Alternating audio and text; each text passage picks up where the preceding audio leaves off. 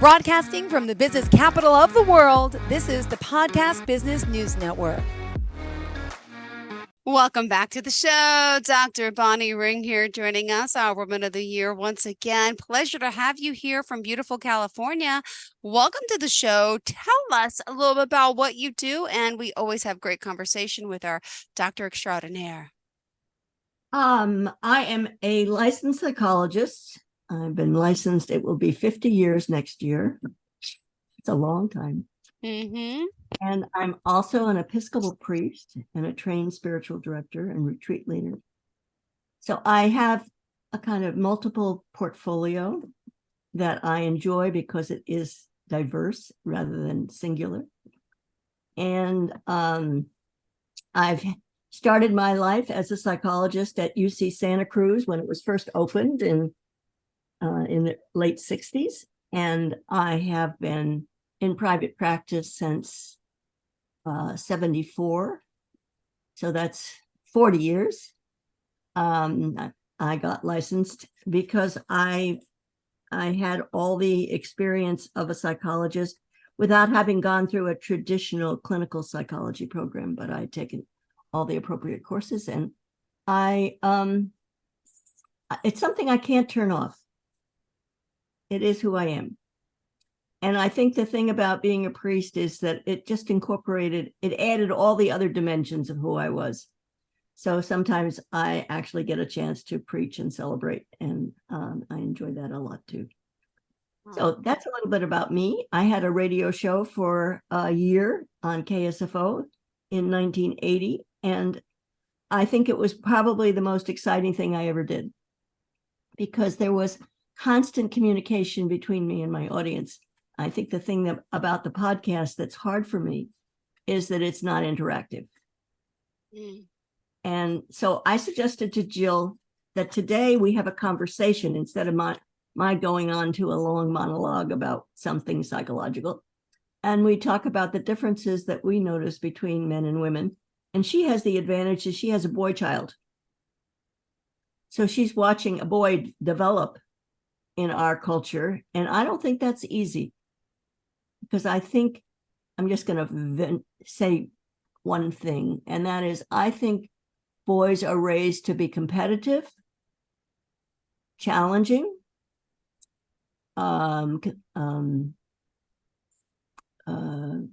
sports-minded, and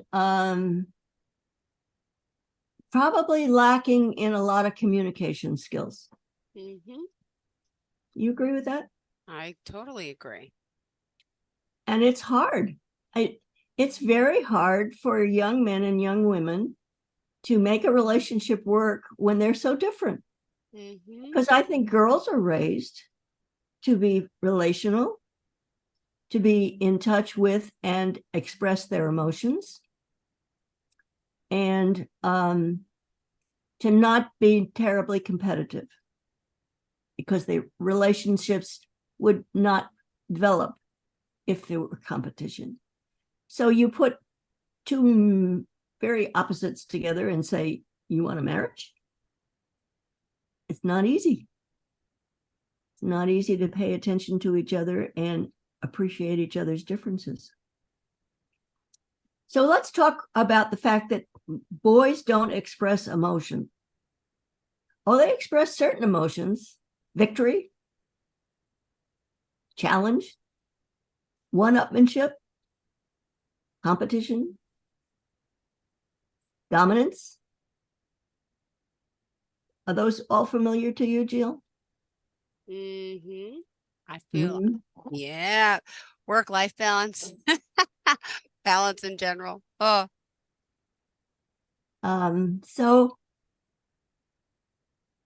it's not easy for a guy to deal with a woman's emotions. And unless they listen to each other and she gets to know him as well as he gets to know her, it could get very unbalanced. Guys don't want to come home to a naggy, achy, depressed wife. But that's sometimes what they find. It isn't easy to stop working and raise children. And many people today can't afford to do that. They have to do both. So it's not easy to be a parent and a worker for both men and women, actually. I just read a story about a man who for some reason, I can't remember why, became Mr. Mom. And he put his career to the side while he raised the children during COVID. And I think that's a very different parenting style. I know a number of Mr. Moms, and it's not easy to step into somebody else's shoes and take over and be kind and be supportive and be loving if that's not your forte. You're nodding again. Yeah. I just keep thinking, I'm sorry, when you think men, I'm like, men are from Mars, women are from Venus, whatever it is, but we're so two different species. How do you make it work and get along? I've never found this out yet because I've never been married. But yeah, so of course, I'm nodding. I'm thinking my own personal experience, and I'm sure people listening today are as well. I'm inviting you to share your That's, yeah. personal experience, actually. Well, I find, well, I mean, I've never, like I said, I had a son by myself, and then I had another one with a friend, and I've always been single. I've dated, never works out, and you think, well, why? What's wrong? What's going on with me? What am I not getting? What am I not giving?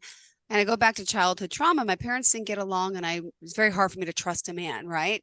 But I feel like at 45, I'm over that, but I keep attracting the same man. So am I really over it? I don't know.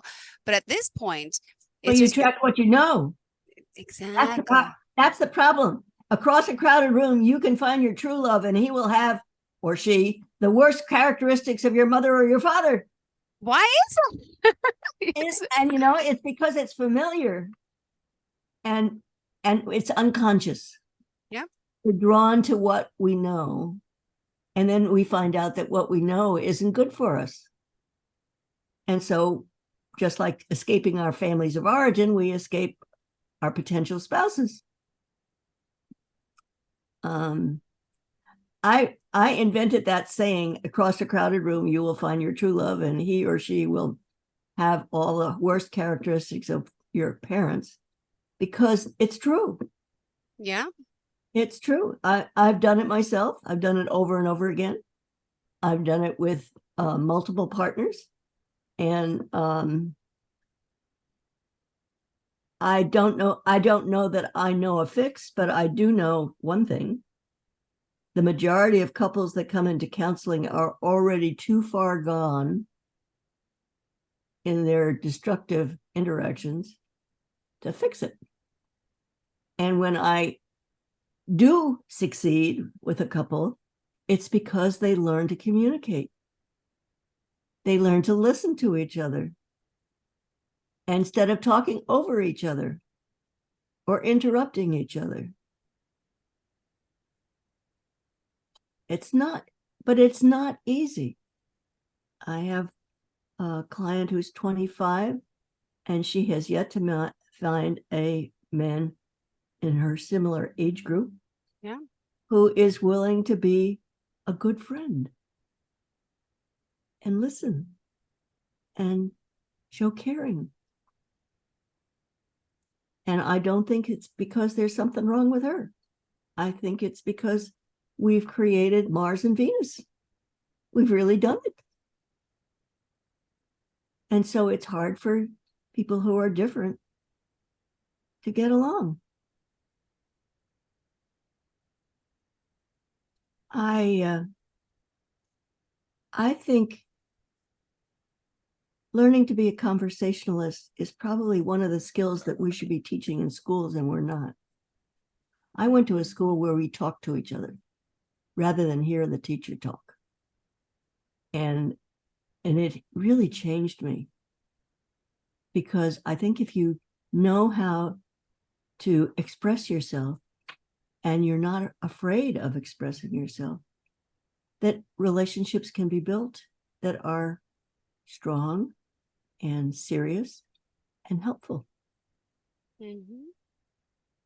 And if you think about it, oh, okay, who's my best friend?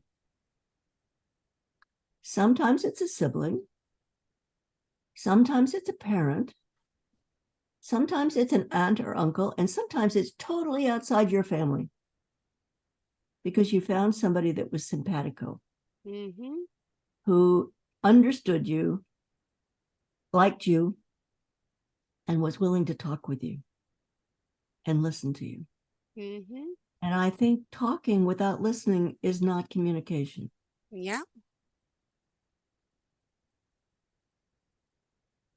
So, what can we do about this? Well, I think one of the things a therapist can do is to break open what's not being noticed with a kind of gentle confrontation of, you two aren't listening to each other. I see you interrupt each other. I see you tell each other you're wrong. And under those circumstances, I don't think you'll ever get along. Ooh, she said the truth. Mm-hmm. Yeah. Well, the truth is, if you keep blaming each other for everything that happens and you don't support each other, you're not going to survive in a relationship, or you're going to do it out of fear of getting out. And there are an awful lot of relationships that didn't divorce because they were afraid of getting out. It's only when getting out feels less awful than staying in. And I'm not a proponent of either divorce or marriage. I think that we need to know how difficult they are, and we need to prepare ourselves to grapple with the difficulties if we're going to try it. And I think the little girl fantasy that she will marry one day her Prince Charming and go off and be happily ever after is about as phony a Hollywood pretense as we could get. It just ain't easy. Wow. Yeah. Thank you for that honesty, because we were just so taught that there was something wrong with us. We don't find that if we don't. And I was always the oddball out because I was always the single one. So. Well, I was 25 when I was married, and I was made to feel that there was something wrong with me, that it took me that long. And it was within a year, I knew it was a disaster. But it took me 8 years to push my way out. And I think a lot of that had to do with the fact that I was writing a doctoral dissertation. And as soon as I finished it and got my degree, I took my walking papers, because I really knew that we were so different that there was no way that we could bridge the gap. And my second marriage was more short-lived. I guess that's the right word. I married somebody who had children of his own, and I loved being a step parent most of the time. But it was hard because I worked 5 days a week, and then I had children 2 days a week, every week. Their mother she had her weekends free. And she worked during the day, so she didn't have a big parenting responsibility, a 24/7, 2 days a week. And I got to a point where it just wasn't feeding me. And I tried a third time, and I found somebody with anger management problems. And one day I said, I'm tired of fighting with you. So, I've had to carve my own way through the marriage circus. And I've even been in a long-term relationship without getting married. but I know how hard it is. I really do. And I have a lot of empathy. I worked with a couple recently who I'm very proud of because he realized that his relationship with his parents excluded her. And she realized that his relationship with his parents was unique because he'd been an only child. And so they worked out some agreements about how the frequency with which they saw his parents, the frequency with which he saw his parents, and the frequency with which he spent his time with her.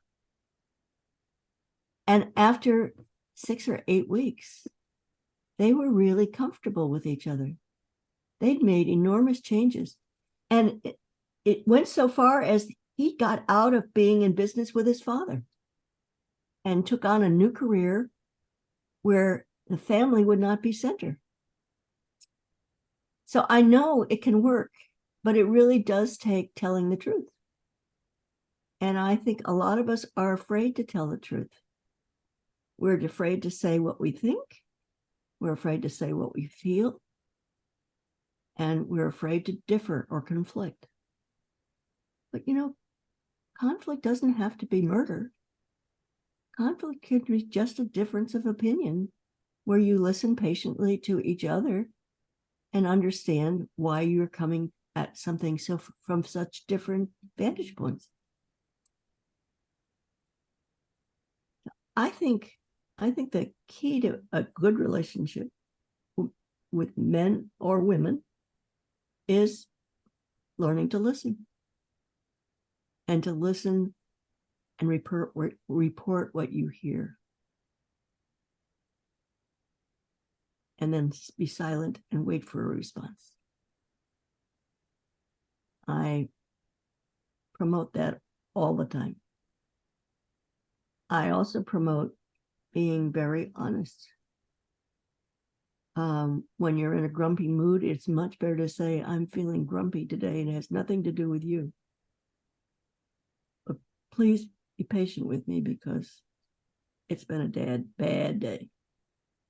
Oh boy, that frees the other person to understand rather than to feel victimized. And that's a huge difference. And we all have bad days. We're human. I think that's the other thing, that we don't grow up appreciating the fact that our humanness means that we will make mistakes, we will be grumpy, we can be sad, we can be full of joy and happiness when those around us aren't feeling that way. There's just a lot of things that, we experience that make relationships hard.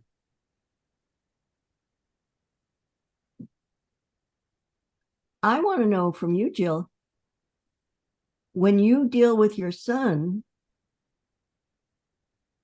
is there a difference between how you treat him and how you treat girl children? Well, I don't know. No, I have 2 boys. I think I would treat them the same. Oh boy, oh boy. That's amazing. So a single woman with 2 boys. Yeah, I know. Is that a challenge? Yes and no, because can I be honest with you? I think I'm more built like a man as far as I really consider myself more relating to men, even though like I have male friends. I don't have a boyfriend or a husband, but I've always liked more boy things. I got along with them better, relate to them more. I'm not as emotional as a typical girl, or I'm more like, I'm very much like a girl in certain ways, my love and compassion for my children. And yeah, I like dressing up sometimes and that type of thing. And, but I also can relate more to a man, if that makes sense. So I feel like God sent me these little boys because you were blessed. Yeah, because yes, I'm a good boy mom, I think. And I'm not into sports, but I'm into every football, soccer, wrestling, basketball. I take over the sports and I'm into it. Even though I don't like it, I know that's what they like. And it excites me to see that fire in their eyes. And I always wanted a girl. I wanted to do like the dress up and the hair, but then I'm thinking maybe that just wasn't me. It wasn't meant to be. Might have been too much work, too feisty. I don't know. No, I appreciate that. In my life, my mother worked full time, and she was in business with her brothers, and so she wasn't home from 9 to 5. She was gone, and I was raised mostly by housekeepers. The good news was they were very mothering. In many ways, more mothering than my own mother. And I made a decision not to have children, quite consciously and deliberately, because I was a therapist. And I simply couldn't see having work all day and then work all night. I just couldn't do it.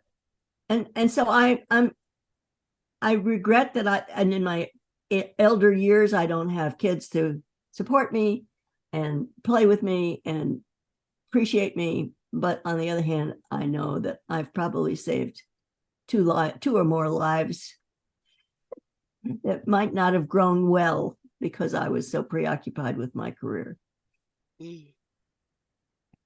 And hold on, and relationship wise, so now, Bonnie, Yes. are you with anyone? No, and haven't been for 10 years. Okay. At least. Mm-hmm. And I don't see it happening.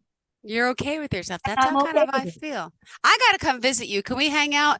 Yeah. I'll bring my kids. You can borrow them for the day. We'll have some fun on the beach. But yeah, I'm okay being alone.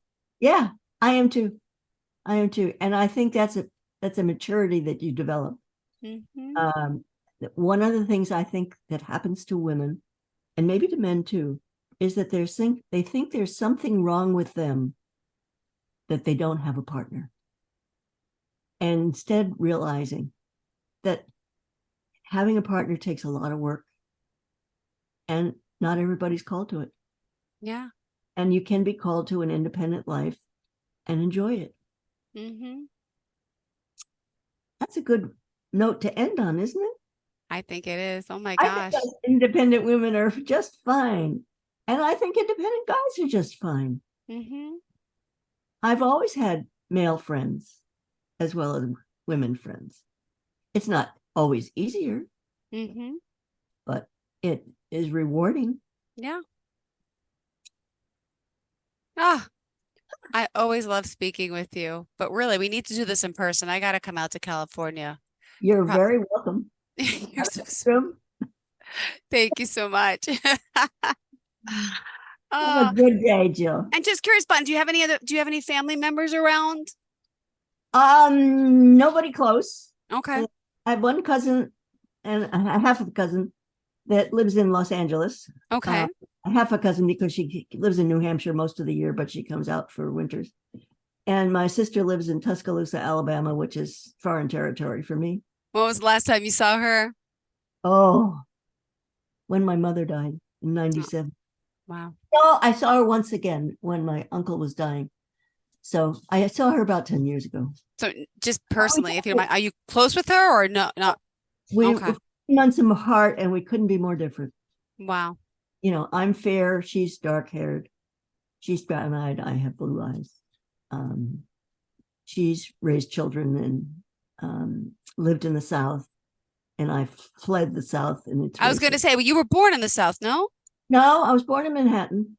Oh, okay. But I spent the summer I was 20 in Atlanta working for an interracial organization in the Episcopal Church and seeing racism right up close and personal. And one of my roommates was the secretary to SNCC. So I got to do all the civil rights stuff. Beautiful.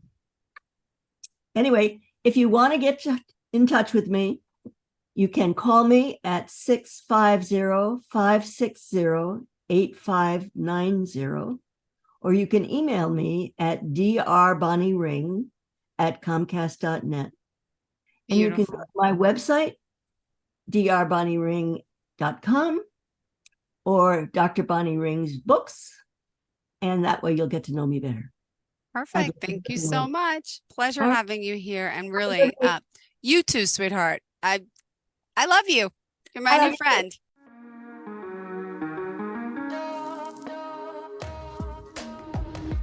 Broadcasting from the business capital of the world, this is the Podcast Business News Network. For nearly 2,000 severely injured veterans, everyday life has become filled with barriers. Day-to-day simple tasks can become pretty daunting. I have to carry my chair up 2 flights of steps or have somebody do it for me. What scares me the most is just the falling. When I'm struggling with my house, I think, to have that one great barrier just knocked down, it's crucial. Home for Our Troops is a wonderful nonprofit that builds a mortgage-free, fully adaptive, handicap-accessible house. And there's no catch. It'll be our very first home that we've ever owned. This is a game changer. This is where your life begins again. We need you to join us in completing this important mission. Please visit hfotusa.org and help build homes and rebuild lives. Because of you, everything's going to be okay.